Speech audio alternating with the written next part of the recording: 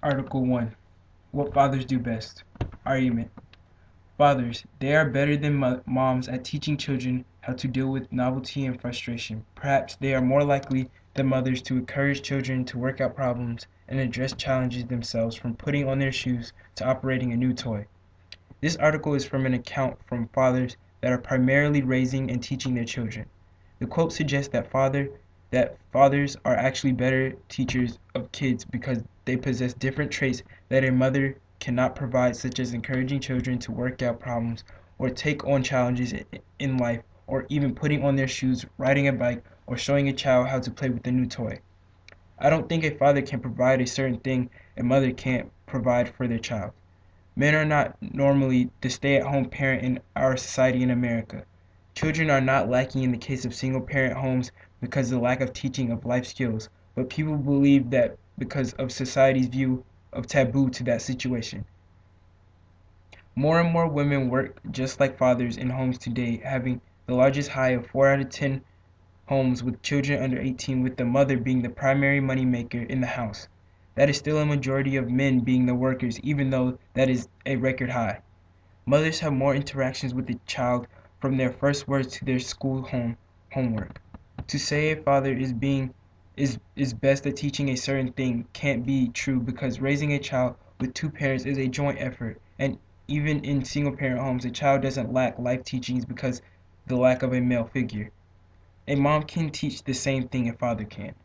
Our society needs to realize that saying a certain sex doesn't have the ability to do something better than the opposite sex is a bold statement. To generalize the abilities of a group never fits all situations. We need to fix this. Whatever a woman can do, a man can do better mentality, and accept that it is all based on past experience and how you were raised, or experiences you share with your kid, or what you teach them. It is all about exposure of the parents. Article 2. Fidelity with a wandering eye. Argument. Women have grown dull while men have grown smug, offering their hands when they do, as one might bestow a winning lottery ticket. There you go, honey. I guess I've made your life. Having given that they too often feel they have given all. They've done their bit in the kingdom of relationships, and their companions may now live happily ever after. The quote makes it seem as if men assume all is well once you put a ring on it, and women are fed up with the insensitivity, and that is the reason there are more women divorcing and the reason that women explore other options. The statement makes it seem men use marriage for not the right intent, and is trying to say that the idea of marriage is becoming a cliche. I do not agree that women are growing dull of the idea of marriage, like it has lost its value, because there are many aspects that go into marriage that both partners look to achieve. Women becoming dull to relationships have many factors in play, like whether the house is financially stable, or simply if they are still attracted and love one another. To suggest that to make a woman's life complete is to drop a ring in her lap and she automatically accepts it is unpractical. Marriage is a very big deal emotionally and physically. The reason men marry women is not because of excessive pride in oneself or one's achievements. Women are not growing dull of relationships. People are just more hesitant to marry at a younger age or strive to find that one person for them. I would say women are less acceptant of this non-caring type of man the quote describes. Only 51% of America is married according to Pew Research Institute, which means women and men alike have become more particular in who they marry, or are okay with the reality of being alone or not officially marrying their partner. Being married does not signify happiness, and women and men both have found that this is not the case too. Article 3. Get your hand out of my pocket. Argument. When a woman says that she wants a man to be generous, she's typically referring to the dating process. She wants gifts, and she wants to be courted in a lavish manner. The quote says that women are basically just after material things when it comes to relationships at this time, instead of actually wanting to develop a bond.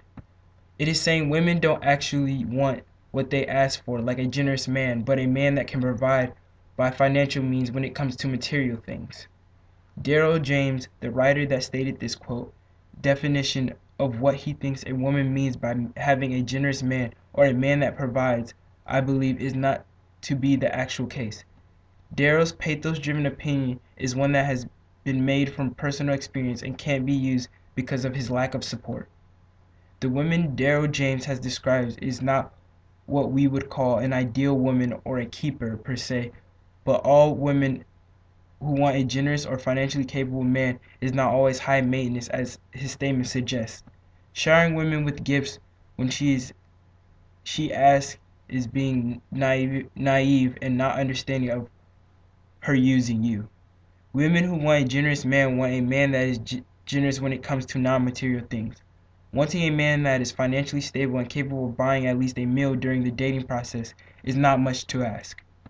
A woman is not just trying to get at your pocket just because she has economic expectations when it comes to a guy displaying how much they are interested when it comes to material things.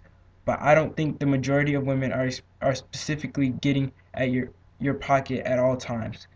The woman he describes can be just the woman he has ran into. Daryl has not stated where he meets or the type of women he is looking for. Socially, it is expected for the man to buy women that you are interested gifts once in a while, or at least pay for a date. Men need to get back to trying to be chivalrous instead of assuming that women's meanings behind being taken care of means them taking your money. Article 4. The Good Enough Mother. The argument. What the child care guru D.W. Winnicott once called the ordinary devoted mother is no longer good enough. Instead, there is an over-mom who bounces from soccer field to school fair to play date until she falls into bed at the end of the day, exhausted, her life somewhere between the stations of the cross and a decathlon. There has been a long debate on what is actually accepted as a good mother for this current generation, and some people say that a good mother is one that goes around following their child and putting everything aside and their life on hold just for their child. I don't believe a mother has to end her life goals, hopes, and dreams just to raise a child. Mothers should not be graded on how much they have to sacrifice for their child to be a good mother, but a good mother is just one that provides for their child.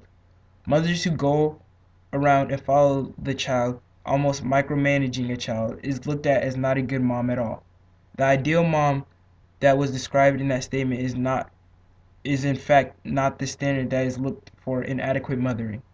The ordinary devoted mom role can be played by a working mother, especially nowadays where 40% of mothers in America are the main source of income. It cannot be assumed that the large portion, almost half the mothers in America, is not considered good because they are the ones providing for families. Society now believes the opposite of what the statement tries to suggest, is looking as an excellent mother.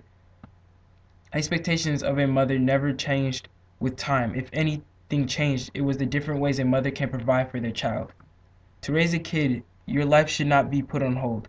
Chasing them around from soccer game to soccer game, mothers these days are not just trying to raise a kid, and it isn't always their sole purpose for life. Parenting as a mother is like a balancing act. You should do as much as you can for your kid, but you should not just exhaust your life trying to raise one, and that definitely doesn't make you a bad or lacking mother, because this shouldn't be the standard, to be burnt out over your child. It should be enjoyable. Being a happy parent helps to be looked at as a good parent.